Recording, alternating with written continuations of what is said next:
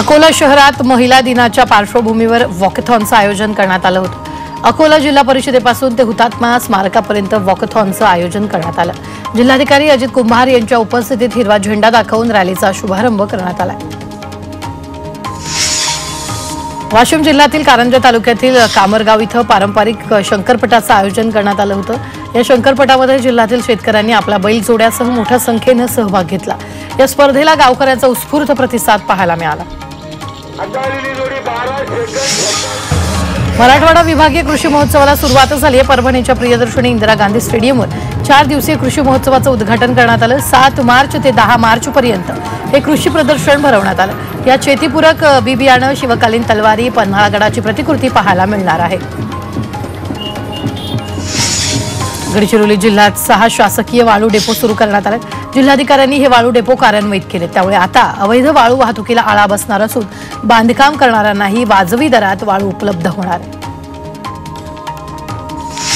काँग्रेस प्रदेशाध्यक्ष हर्षवर्धन सपकाळ यांनी आदर्श गाव हिवरे बाजार इथं भेट दिली। यावेळी हिवरे बाजार ही माझी ग्रामस्वराज्याची प्रेरणा असल्याचं सपकाळ यांनी म्हटलंय। दरम्यान सरपंच पोपटराव पवारांनी सपकाळ यांचं स्वागत केलं आणि गावातील विकास कामांबाबत चर्चा केली। वर्धाच्या हिंगणघाट पोलिसांचं प्रामाणिकपणाचं कौतुक होतंय। एफबी टाउन परिसरात पोलिसांना मिळालेली 1,75,000ची बॅग पोलिसांनी वृद्ध दाम्पत्यांना परत केली। वृद्ध दाम्पत्यांनी आणि परिवारानं हिंगणघाट पोलिसांचे आभार मानले। वाशिम जिल्ह्यात बदलत्या वातावरणामुळे सध्या साथीच्या आजारात वाढ झाली आहे। दुपारी कडक ऊन तापतंय तर रात्री बोचणारी थंडी पडत असल्यानं सर्दी, ताप, खोकला आणि उलट्या यांसारख्या आजारांच्या रुग्णसंख्येत वाढ होते। यामध्ये बालक आणि वयोवृद्धांची संख्या जास्त आहे। वर्धाच्या पुलफैल परिसरात छापा टाकून गांजा जप्त करण्यात आला। गांजाची विक्री होत असल्याची गोपनीय माहितीवरून स्थानिक गुन्हे शाखेने ही कारवाई केली आहे। आरोपीच्या घराच्या तपासणी दरम्यान 540 ग्रॅम गांजा जप्त करण्यात आला। ओव्हरलोड मुरुम वाहतूक करणाऱ्या 11 डंपरवर श्रीरामपूर आरटीओनं कारवाई केली। ओव्हरलोड मुरुम नेणाऱ्या डंपरवर ही कारवाई झाली। यापुढे देखील अशा वाहनांवर कारवाई सुरूच राहणार अशी माहिती आरटीओ विभागानं दिलेली आहे। अहिल्यानगरमध्ये गांजा विक्रीसाठी आलेल्या 2 जणांना अटक केली आहे। स्थानिक गुन्हे शाखेच्या पथकानं ही कारवाई केली आहे। शेगावच्या हातगाव इथं कारवाई करण्यात आली आहे। आरोपींकडून 67 किलो गांजा जप्त करण्यात आला आणि या प्रकरणी पोलिसांनी आरोपींकडून 29,64,000च्या मुद्देमालासह एक 4-चाकी वाहन जप्त केले।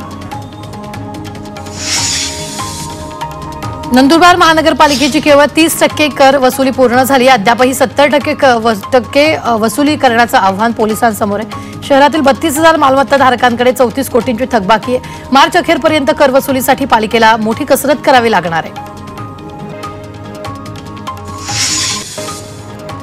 कर्नाटकहून राजस्थानकडे निघालेल्या खासगी बसचा करमाळा शहरालगत अपघात झालाय। बागल पेट्रोल पंपाजवळ ही बस कंटेनरवर धडकली, तर या अपघातात 5 ते 6 जण किरकोळ जखमी झाल्याची प्राथमिक माहिती आहे। महाडच्या शेलभोगाव गावात भीषण पाणी टंचाई निर्माण झाली आहे। गावच्या शेजारील विहीर जवळपास कोरडी पडली आहे, त्यामुळे पाण्यासाठी गावातील महिलांना वणवण करावी लागते। गावाला पाणी टंचाईतून मुक्त करा, अन्यथा तहसील कार्यालयावर हंडा मोर्चा काढू असा इशारा भोगावच्या नागरिकांनी दिला।